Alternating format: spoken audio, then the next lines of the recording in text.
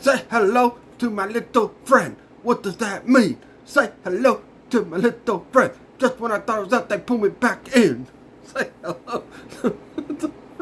Alright, I gotta work out the kinks on that intro. Anyway, hello, this is Mr. Hornsby 83.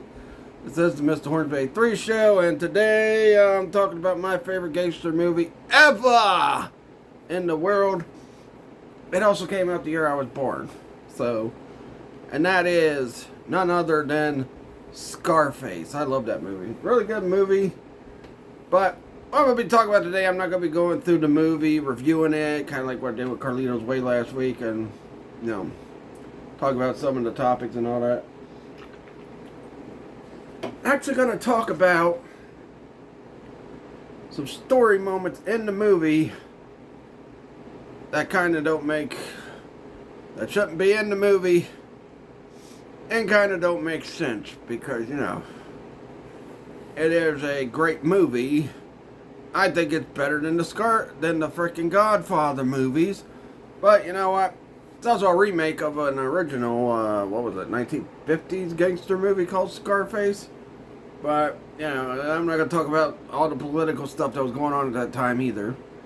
I'm just going to strictly talk about the storylines. I will talk a few things about the movie outside the storyline problems I have with it. But, you know, outside, and as you can see, I got a friggin' haircut Thursday, so. You guys haven't seen me on camera since last Wednesday, and I had a freaking shaggy hairdo. Anyway, so let's talk about the biggest story line in this movie that really should not have been in this movie, and it's a really disgusting storyline.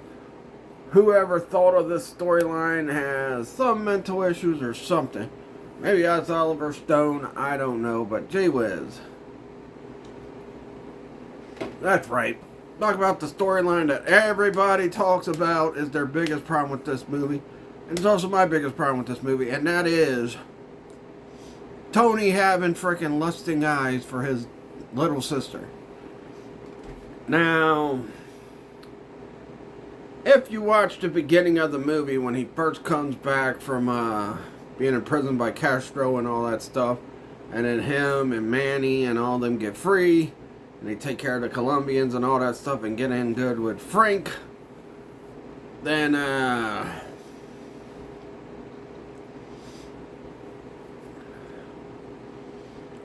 he goes to see his sister,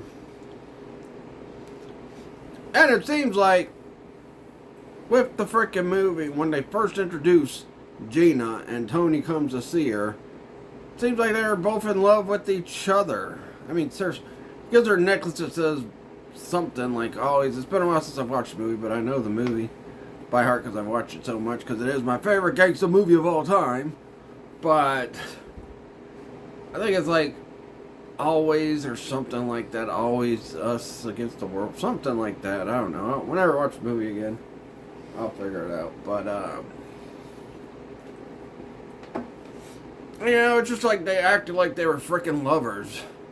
And this is at a point where it's after they introduced Frank, it's after they introduced Elvie, who ends up being Tony's wife, which I'll talk about Elvie and that story plot a little bit later on in the video. But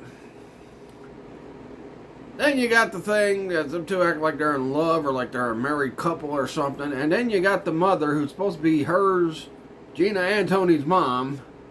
But she treats Tony like he's that bad boyfriend influence. Which I thought that whole freaking story plot, I think they fixed it. I think they made it better in the Scarface video game, honestly. But, I mean, oh boy. The mom being, you know, rude toward Tony, you know, acting like he's her freaking ex-husband or something. That's how a freaking mother-in-law would act to an ex-husband of their daughter. Well, a good mother. But this is her own son, and she's treating him terribly. And yeah, I know she don't want to, you know, She don't want Gina getting into the bad influence stuff of the criminal underworld because she knows Tony was involved with it. Tony and Gina's dad was probably involved in it. But, I don't know, it just felt like a weird dynamic. That whole plot line. Had you not had Gina in it, and all that, it might have been totally different. But, I mean, gee whiz. Who the hell thought it was a wise idea to have our main character who's lusting for his boss's girl, but also lusting for his own sister? I mean, seriously. I mean, don't even get me started on the whole thing with Manny, which I'll talk about here in a minute too. But, you know, I don't know. It was just a weird way they introduced, you know, Gina and her mom, which is also supposed to be Tony's mom. And then he's getting treated like he's an ex-husband instead of a bad influence son. I know she says, that's not the way I raised Gina. She didn't even say, well, that's not the way I raised you. She just said, that's not the way I raised Gina. I'm like, well, dude, this is your kid too. Why the hell are you treating him like this? I don't know. It was a weird storyline. Like I said, they kind of rectified in the game, which is supposed to be a sequel to the movie. Which, I mean, it is a sequel because you kill Sosa at the end of the game. Spoilers, that game is freaking, 20 years old now? The Scarface game came out in 2006. Same year as another game from another game that was influenced by this movie. But, yeah, I mean, honestly, I gotta say, the sister storyline was just, I don't know, it was a bad taste storyline, and it was just, I don't know, just one of my biggest issues with the movie. And I think, I don't know who thought that was a good idea. I know they try to play it up at certain scenes where it's like, oh no, he's just trying to protect Gina from getting into the criminal underworld like he was. He wants her to be pure and innocent. But then again, when you're playing the same damn song, when Elvita first shows up and Tony sees her and he's mesmerized by how pretty she is and all that stuff, which she's played very well by Michelle Pfeiffer, but which was very fine at that time. She still is. That's an old lady. I don't know. I've seen the trailer for that new show she's doing with Kurt Russell. So, but they play that same freaking song when he goes to meet up with Gina. I'm like, what the hell? I mean, seriously. Does Oliver Stone want to sleep with his sister? Al Pacino in real life want to sleep with his sister? I don't know. Maybe it gets explained better in like the book or the other movie. I never seen the old 50s movie. Was it in the 50s? Was it the 40s or something? I don't know. The movie was in black and white, so it might have been the 40s. Who knows? You know, it's kind of like what Nosferatu came out in the 40s. Now we just got a remake of that. What was it? Last year, the year before? It was the year before. But, you know, Scarface, that's the worst storyline in the whole movie, is the freaking sister, Tony lusting for his sister. And I'll talk more about that at, you know, when I get to the end of the movie and, you know, all that stuff. Now let's talk about the other storyline, you know. So apparently this is supposed to be that, you know, Tony's supposed to be in love with Elvita. Elvita's supposed to be in love with frickin' Tony. But the thing is, seems like Elvita doesn't care for Tony as much. Now, yeah, there are points where she seemed like she's being a bit flirty with Tony before he killed Frank and married her and all that. But, you know, after that, she's acting upset. She's snorting a ton of cocaine.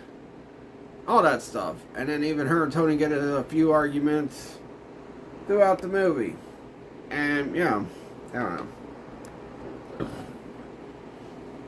So, did Elvita really love Tony? Or did Tony just have love for her? And she just, you know, went along because, you know, she didn't want to be with Frank no more. Who knows? You know, we don't see Elvita. There's a point in the movie where Tony and her and Manny are all in this freaking restaurant bar or whatever it is, a fancy place, and Tony is berating her because she's snorting all that cocaine and that. Yeah, that's alright too. Tony knew she was a cokehead before he married her. He seen that when he was working with Frank, and Frank even took a cheap shot at her when he was trying to explain, because he was trying to mentor Tony on how to work in the crime business and all that stuff, to get his own family and all that stuff. And Frank was telling him the rules and all that stuff. He said the first rule. He said never underestimate the other guy's greed. And then he said, Elvita's like, second one is don't get high on your own supply. Frank's like, yeah, don't get high on your own supply. Some of us don't follow that rule, looking right over at her, so yeah. And so, I just felt like, seemed like Tony, Al Pacino, and Gina would have been better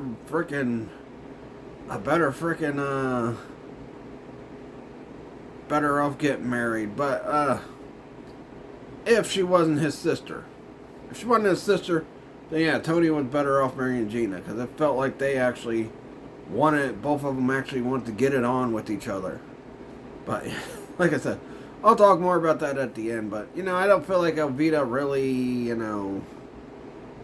seen Tony the same way Tony seen her throughout the movie. I mean, you can see it through the movie, honestly. But, him and Gina, I don't know. It's just weird and nasty that you're gonna freaking want to do your own sister. I know, maybe when you were a little kid or something, the first girl you're around as a little kid is your little sister. And you might have thoughts then, but then you realize as you get older, like, no, that's wrong, that's disgusting, you learn to freaking repulse the ideal of sleeping with your sister. Apparently Tony didn't go through that training, because he definitely, even at the end of the movie. Now, yeah, Elvita freaking left him by this point, but, come on now. I guess Tony didn't learn to repulse his feelings for his sister about getting some from her.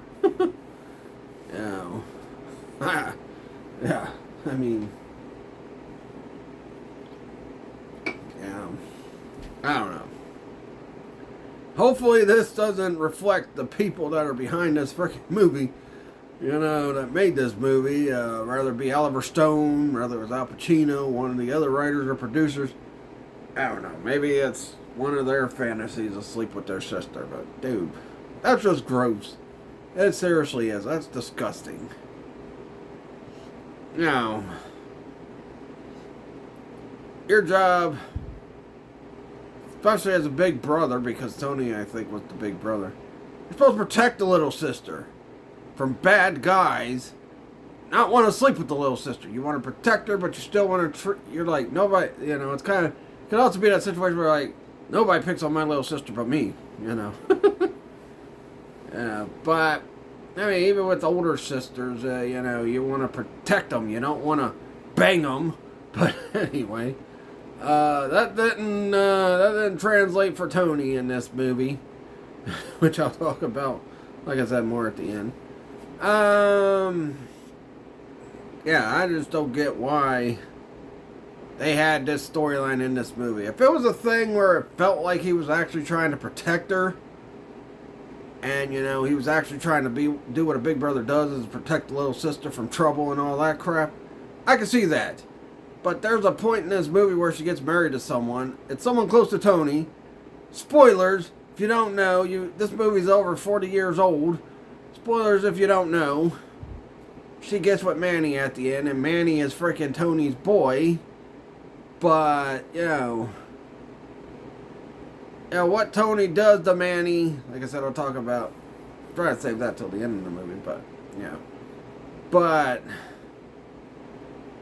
what Tony does to Manny at the end, that kind of indicates he really wanted to get it. Well, I mean, he was also PO'd at frickin' Manny because he took off from his responsibilities of running the frickin' gang while he was over there dealing with the stuff for frickin' Sosa.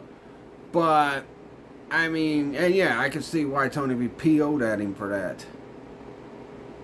But the way Tony took care of Manny, shouldn't have did that. Because him and Manny were like brothers. That'd be like, I don't know, let's see. It'd be like if Gene got with my sister Jessica. Or my sister Kristen. I got two sisters. And you know, I found out about it.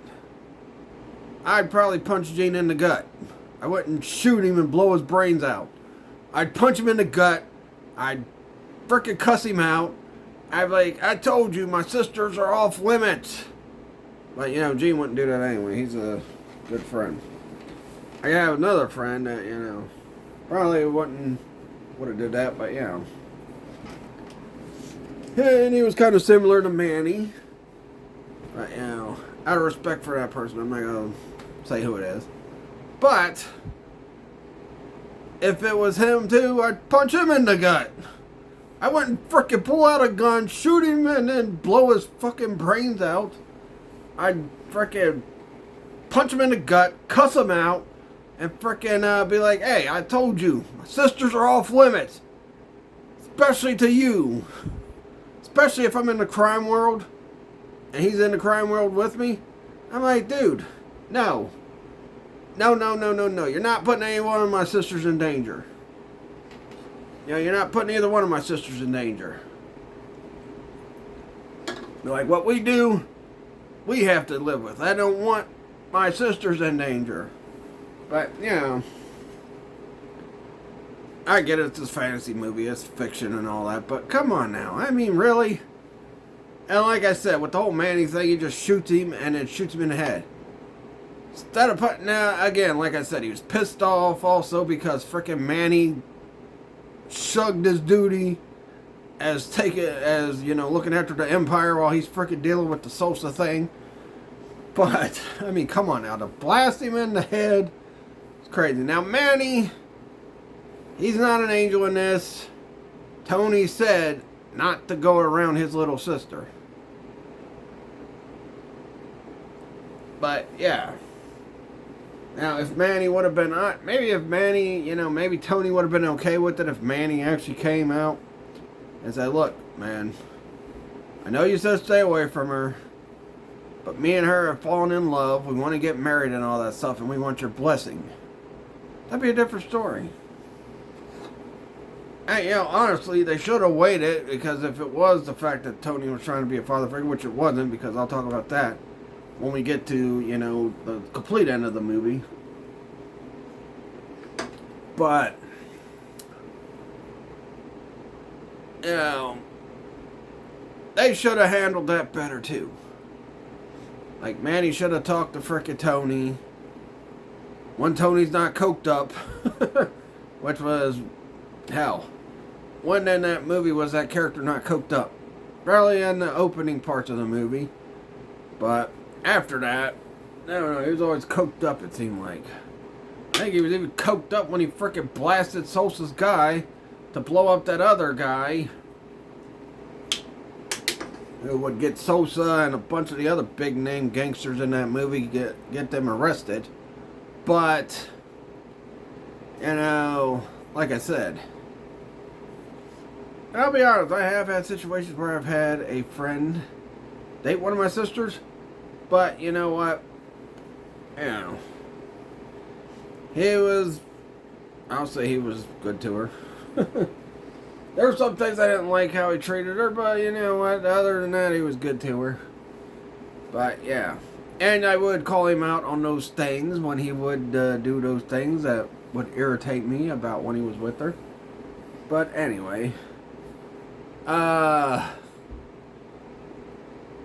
yeah, Tony, if Manny would have talked it out, or even if, maybe he would have listened better to Gina if Gina said, hey, look, me and Manny are in love.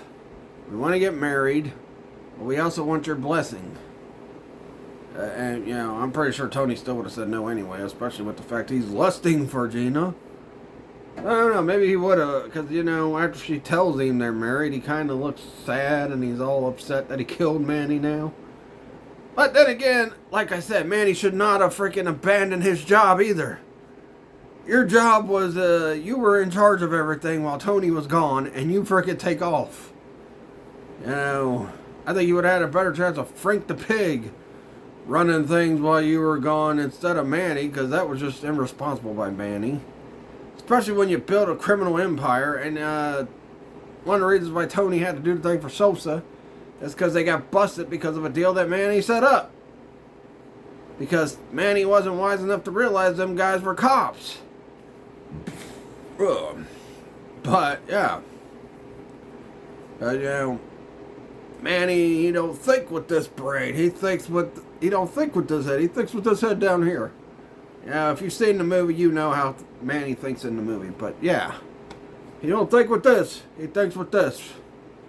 Even a point where Angel could have been prevented from being killed by the Colombians in the hotel had Manny not been trying to get some poo-tang, and would have been keeping an eye out for the frickin' keeping an eye out on the hotel like he was supposed to. But anyway, and then the goofball gets himself shot when he saves Tony. But yeah. But yeah, that's so let's get to the ending. So it's after he's killed Manny, takes Gina back to his mansion because he don't take her back to her mama. I guess because he figured the mom would chew her out worse than he would. But, you know. So they go. They're at his mansion. Gina's like, I don't want to go to his mansion. The guys take her in anyway. So then that's around the time this happens. This is when frickin' Sosa's hit squad comes in to take out Tony and Tony's crew. Which if you play the game, you see how they got around him dying at the end of the first movie. But, like I said, the game's almost 20 years old. This movie's 40 years old. So, yeah. If it's a spoiler, you haven't seen Scarface by now or played the game by now, what are you doing? Anyway, which, you know what? That also annoys me. When people call that a GTA clone, because GTA Vice City ripped off Scarface first. You know, GTA Vice City ripped off Scarface and called it a homage. And then when Scarface the game comes out, everybody's calling it a GTA clone. Same thing with freaking Godfather. Like, did not GTA 3 just rip off freaking Godfather? I don't know. But anyway. So Gina comes in there. She's telling Tony, you can't stand another man to fuck me. So why don't you fuck me? Tony perking up like, oh yeah. Now he was very coked up. But you know what? This has been building up through the whole movie. If you watch from his first interaction with Gina all the way to the freaking end of the movie, you know what's up. It's like, oh yeah, baby, let's go. Oh yeah. Which is still sick, but you know. Anyway, she's like, fuck me, Tony. Fuck me, Tony. And then she's shooting at him, and he's like, well, Gina, what are you doing? She's like, fuck me, Tony. Shooting. I'm pretty sure she really wanted him to. But before we could find out what really happens, she freaking gets shot by one of the hit squad that Sosa sends. And, you know, and then there's a point where, you know, Tony's like, I'm sorry, I loved you. I loved Manny too. And then he puts his face, because she's got like this dress on her. She's freaking her boobs. She ain't got nothing on underneath this freaking nightcap, or underneath this robe. And her boobs are pretty much hanging out. The only thing you don't see is the nipple part. But you see the biggest part of her boobs. And, you know, Tony's sitting there crying. Oh, I'm sorry, I loved you. I love Manny too. And then he puts his face right in her freaking boobs. Right where the cleavage area would be. He's like, like, seriously? No, even in death, you're trying to sleep with your own sister. Oh, boy. That storyline is just, I don't know. It's just one of the grossest storylines I've seen in any movie. Probably worse than Freddy Krueger being a pedophile in Nightmare on Elm Street, the remake. Although it was insinuated in the older movies. But you know what? It wasn't flat out said. Kind of like how frickin' Michael Myers, he really just wanted to catch Jamie just to have sex with her. And create another baby of purity. so that he could freaking kill that baby. I don't know. Storylines like that are freaking gross. I mean, seriously. Even there was an anime, like I said, with Twilight the Dark Master, that anime, which I reviewed last year. I did a video talking about why is there not a DVD copy of this movie. The two main demons that work for the head demon, their brother and sister, he's sitting there licking her boobs, licking blood off her boobs. My golly. Who?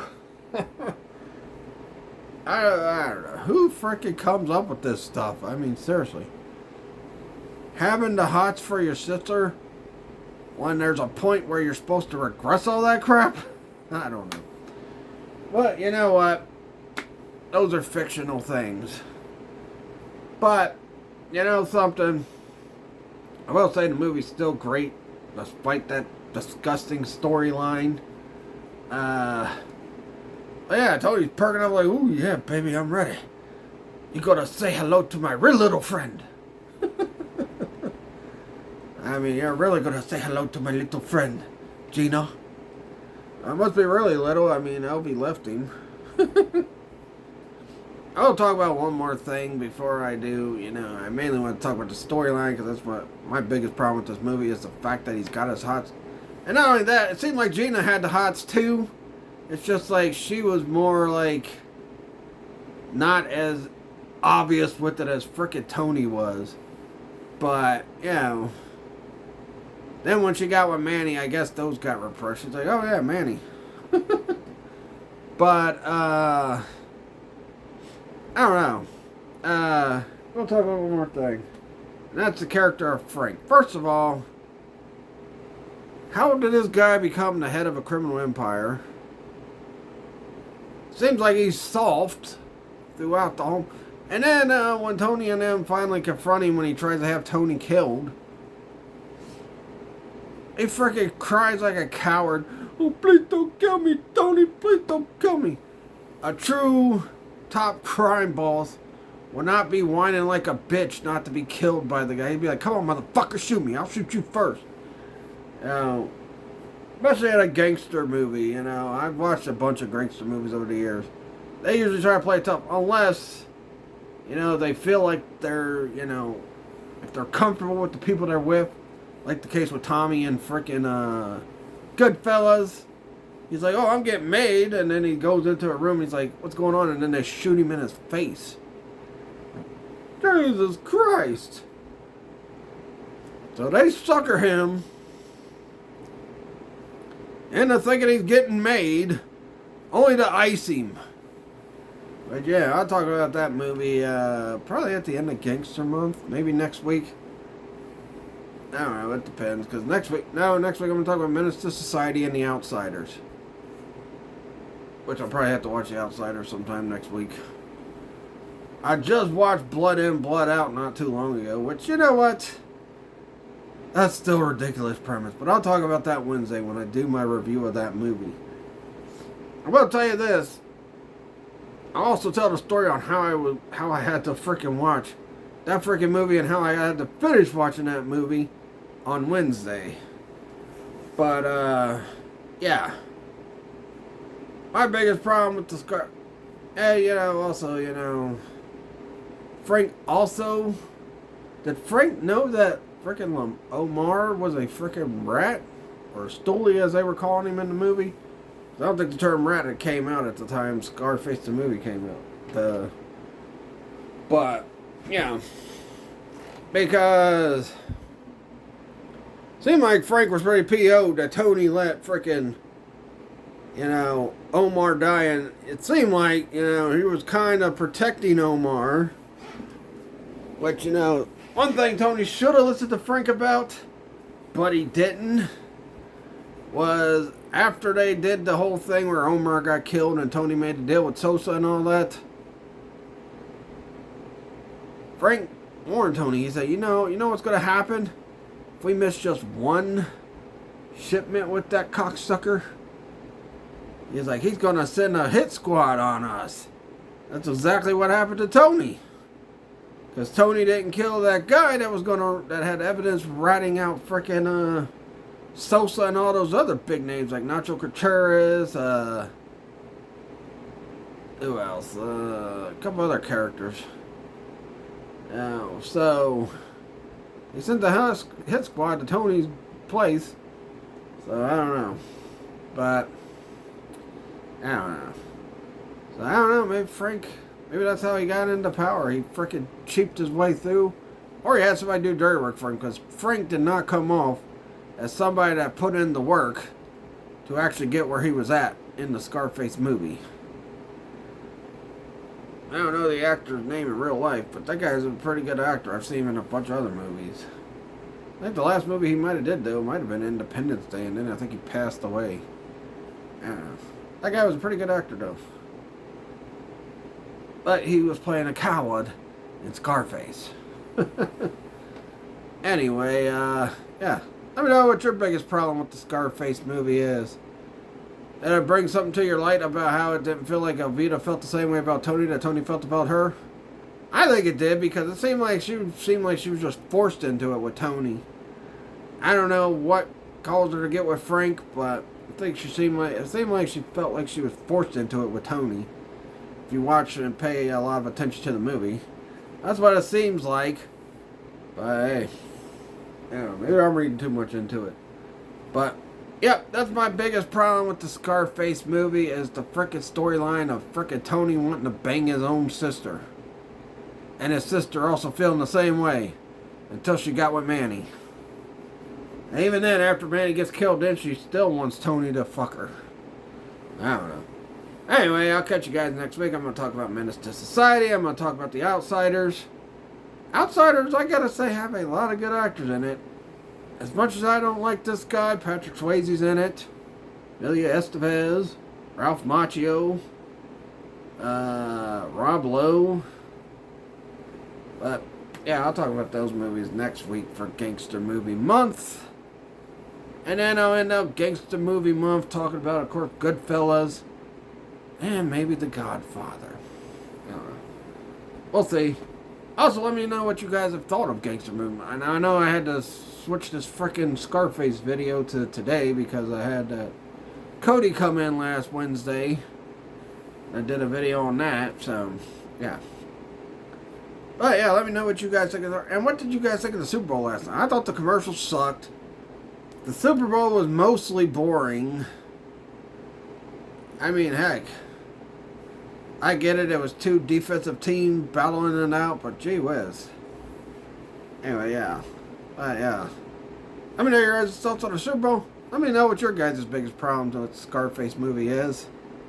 Some people might be upset that Tony died at the end, but as I understand, the original movie, the main character gets killed too. Because he tries to take the boss's wife. So, yeah. Let me know in the comments. And I'll see you guys Friday for the playthrough of Sonic. And then I'll have some other things set up for the next few Fridays. But we're going to do Sonic 2. I like that one better than the first one. But yeah, so I'll probably do a live stream playthrough of Sonic 2 this Friday. And then, you know, we also got Wrestle Game Mania coming up. So yeah. But yeah. Let me know your biggest problem with the Scarface movie. And in my opinion, I know a lot of people are going to get mad at me for saying this, but I think Scarface is Al Pacino's best gangster movie. It's better than any other gangster movie. That includes the Godfather movies. Yes, the Godfather movies are good, but I just like Scarface better. But, you know, but the Godfather movies are good. Well, the first two. I mean, 3 was... who knows about 3. But yeah, but that's where I got the line from the intro. Well, just when I thought I'm out, that pulled me right back in. And I was also going to steal a line from Devil's Advocate, but I might, yeah, I'll have to work on the Al Pacino thing. Anyway, that'll do it. Next week we won't be doing no Al Pacino movies. We're going to be talking about a Patrick Swayze movie and Menace to Society. Can't think of any actors' names in that movie. And Wednesday, oh yeah, I forgot. Wednesday I'll have the review of Blood In, Blood Out. Finally got to watch it move, so Wednesday I'll be reviewing that.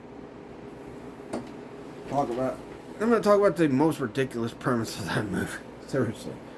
But that'll do it. Catch you guys later. Peace out. Or you know what? Not going to end it with peace out. You know what a hassa is? A hassa is a pig that don't fly straight no more. Something like that. See you later.